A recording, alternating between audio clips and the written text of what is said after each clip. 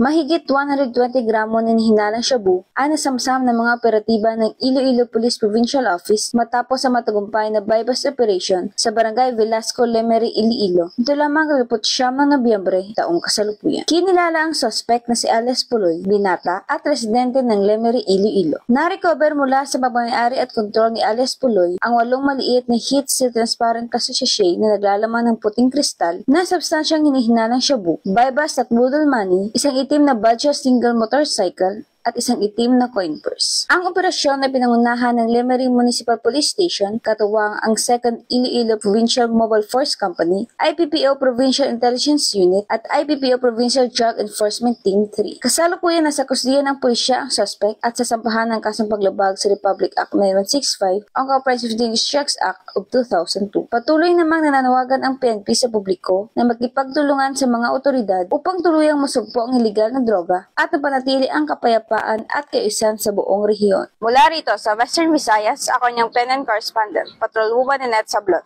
alagad ng batas taga-taguyod ng Balitang Pulis.